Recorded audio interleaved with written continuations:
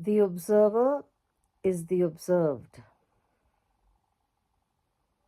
A famous line from an Indian mystic philosopher, teacher, difficult to understand despite its simple spokenness.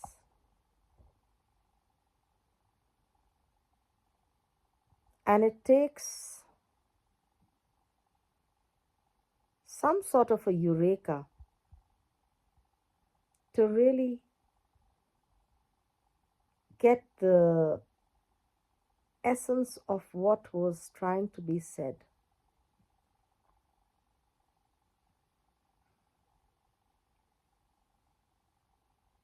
It arrived lightly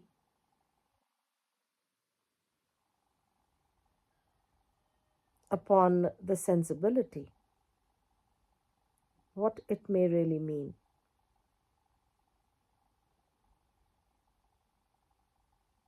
And that was by my own example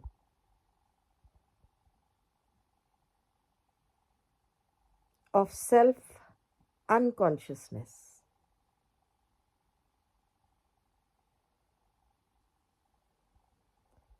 where one has done the 50% of being unself conscious,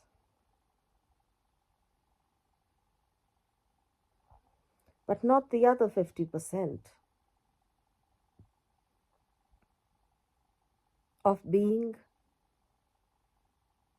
an active observer. So, whatever experience I may interact with, I launch into it with my unconscious self,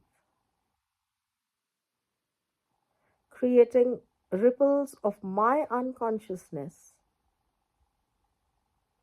implanted into that experience and creating a third dimension of karmic consequence through that interaction.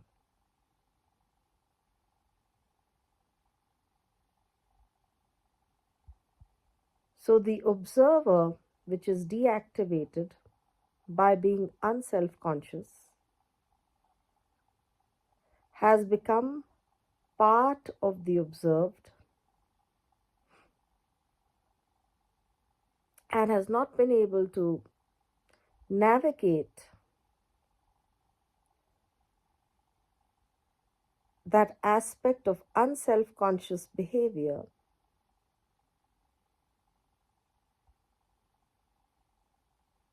in the spiritual sense, injecting spirituality rather than ego into a situation which arose, which means one could have had a very different outcome if it wasn't that sense of self which had entered that space of experience. Is it too complex to understand how we become the observed? How we completely give ourselves into the observed, getting sucked into an external situation, relaying our inner conditioning right into its mouth, right into its nature, which is standalone till we pour our own conditioning into it, making it a third kind of brew. And thus the observer becomes the observed. And the magic of the spirit has just been hijacked by the karmic triad, by its Machiavellian ambush. And I am just a helpless pawn in this game of karmic chess being played out. I am just a helpless pawn. And that is the tragedy of the observer becoming the observed. Now, the question is, can the observer not become the observed?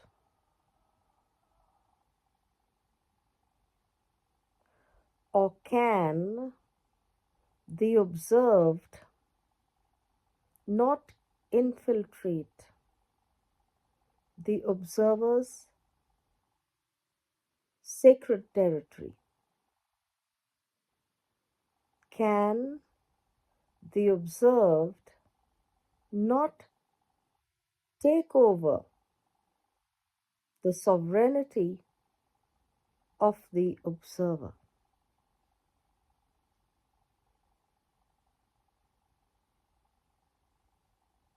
Which means that then, if that were to happen, the observer would never ever fall into the trap of the observed.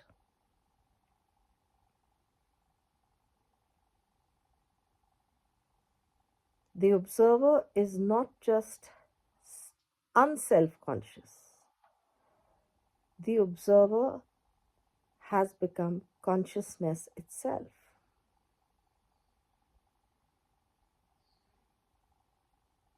The witness.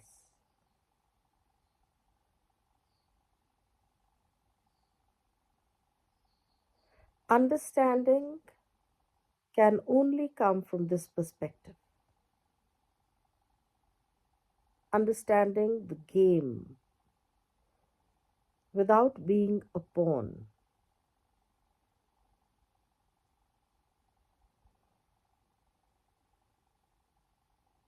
Or part of the dice brigade.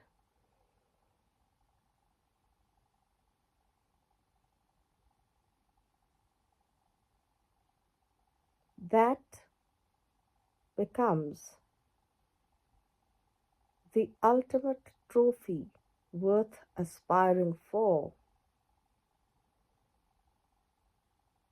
and not falling into these pitfalls again and again and again and again, carving it into a life story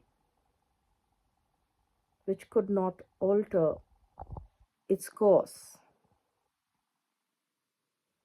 We need to become kind to ourselves.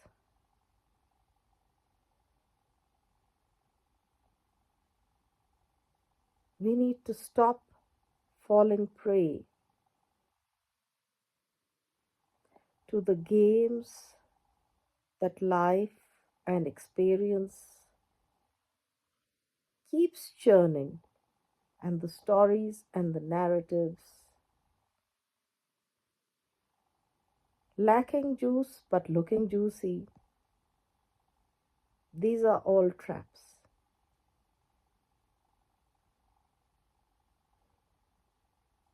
The whole other reality is to become free from being drawn into experience and losing our soul in its blind alleyways, in its juiceless husk, in its counterfeit promises. We need to understand that the observer cannot be the observed, just like the soul cannot be the body beyond a point.